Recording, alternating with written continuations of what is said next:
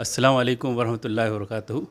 آج ہم سالیہ شادی کے اس چینل کے اندر، کیونکہ آج یوم اپنا انڈیپنڈنس کا دن ہے، تو ہم نے یہ سوچا کہ کچھ کیوں نہ ہم اپنے جو درشک ہیں، جو ہمارے ناظرین ہیں، ان تک یہ چیز پہنچائیں کہ مسلمان کے عالم جو ہیں، علماء حضرات ہیں، انہوں نے اس دیش کی آزادی میں کیا قربانی دی ہے۔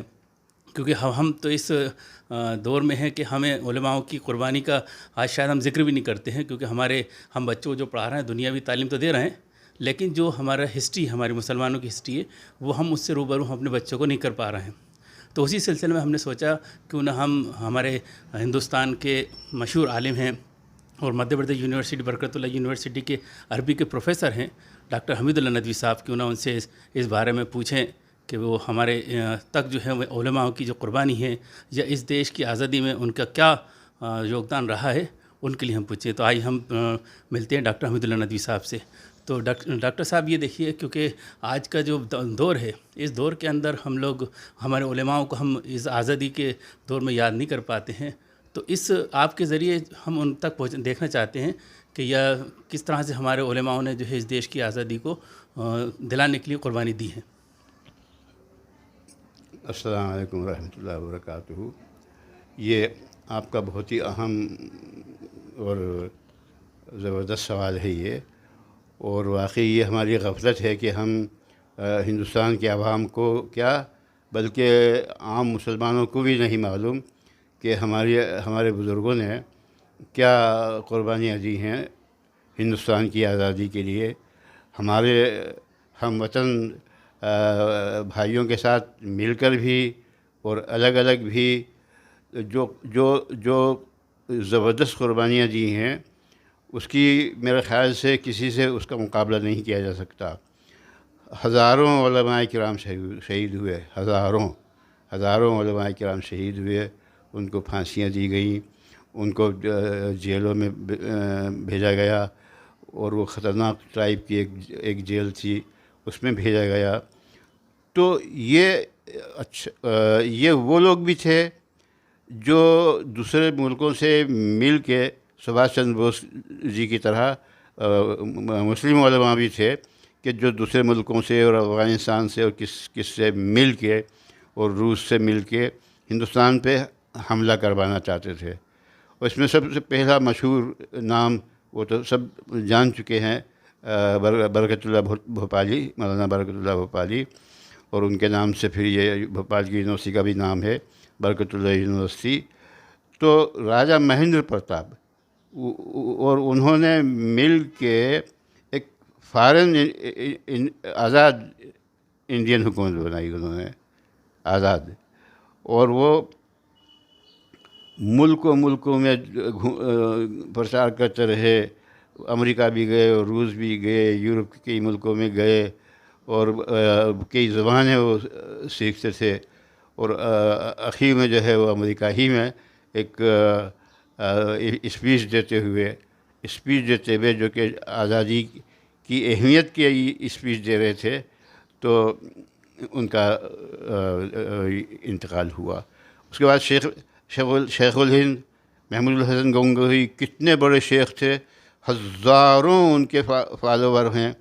انہوں نے ریشمی رومال کی تحریک چلائی تھی، تو افغانیوں سے اور سب کس طریقے سے ان کے خلاف جو ہے وہ مسلح کارروائی کی جائے، تو وہ بھی ان کا جاسوسی نظام بہت زبردست تھا انگریزوں کا، تو وہ بھی پکڑی گئی۔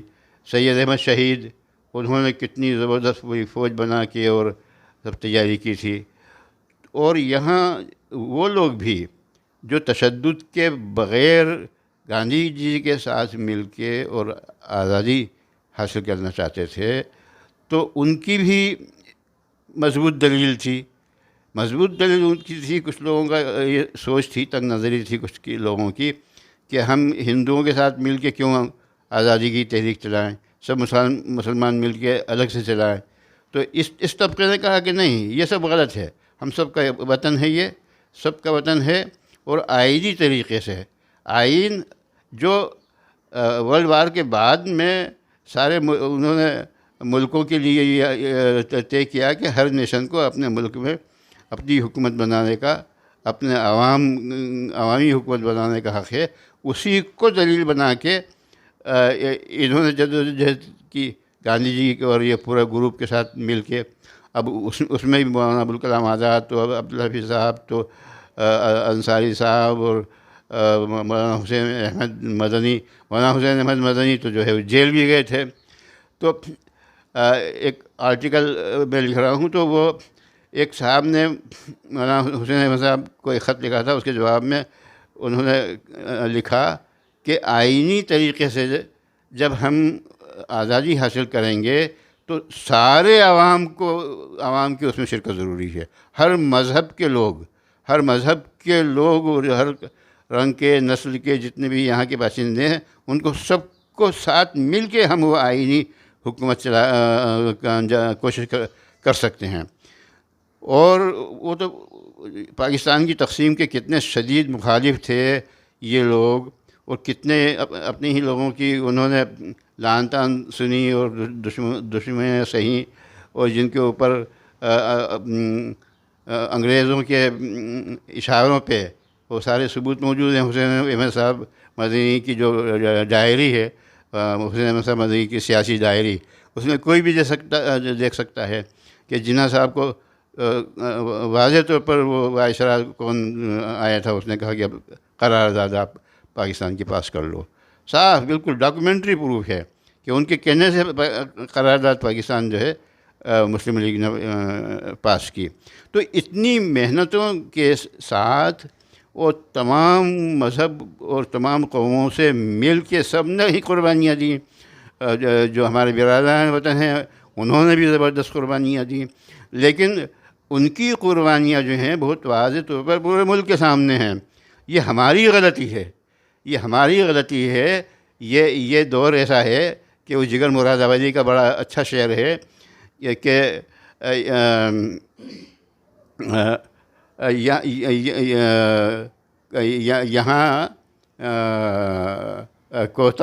یہاں کوتاہ نظری میں ہے محرومی، جو بڑھ کر خود اٹھا لے ہاتھ میں مینا اسی کا ہے. ہاتھ میں بڑھ کر اٹھانا پڑتا ہے.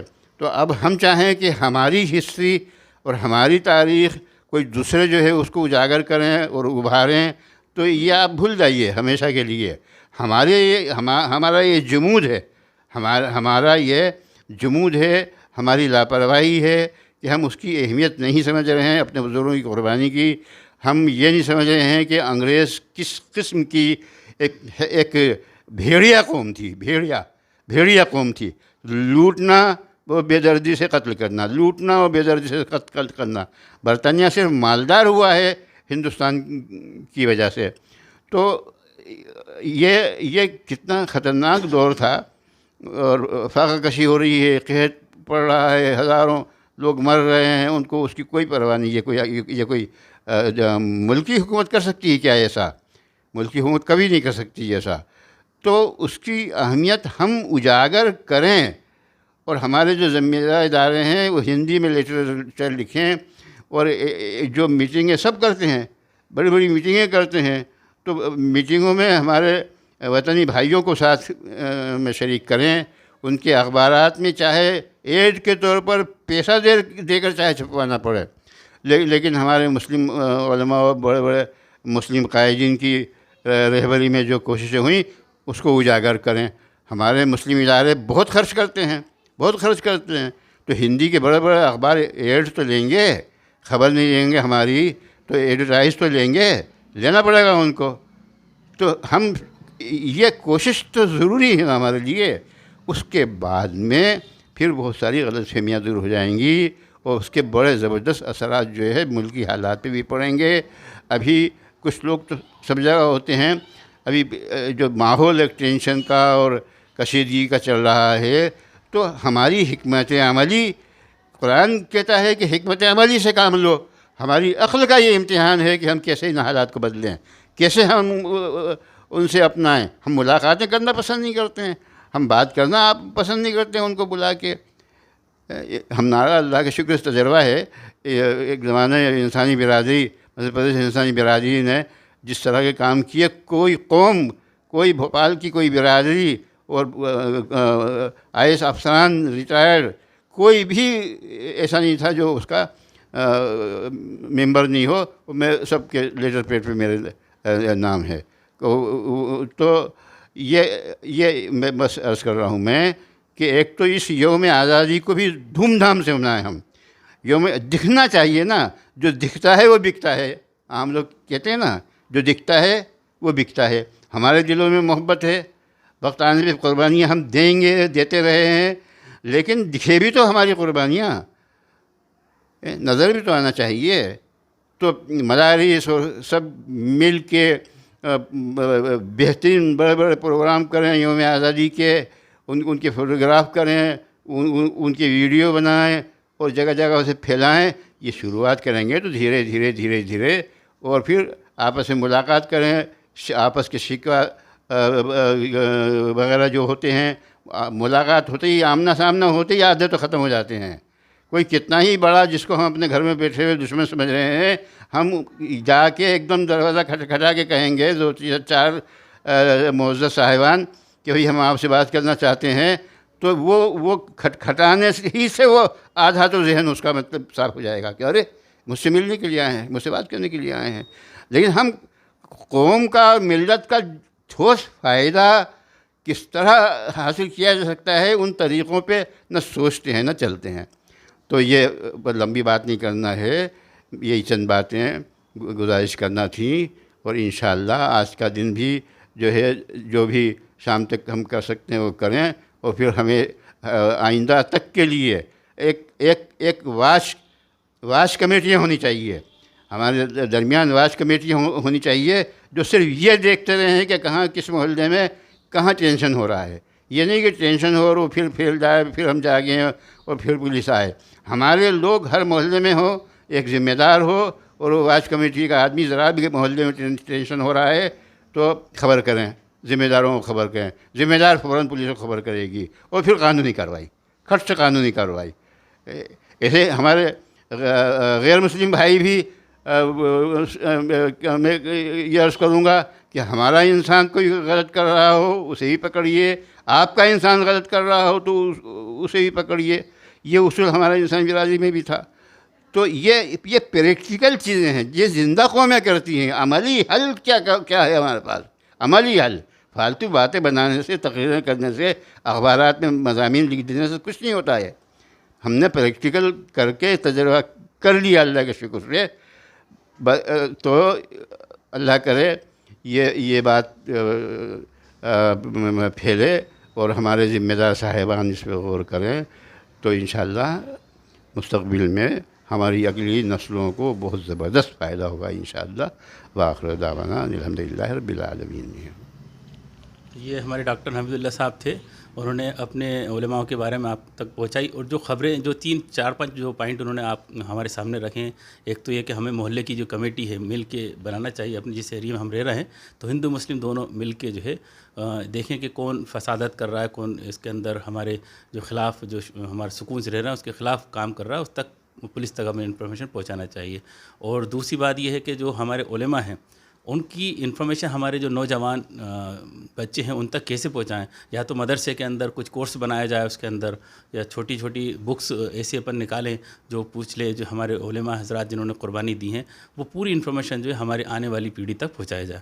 تو انشاءاللہ نیکسٹ جو بھی آئے گا ٹاپک اس پہ ہم پھر آپ کے سامنے لے کے آئیں گے. شکریہ, اللہ حافظ.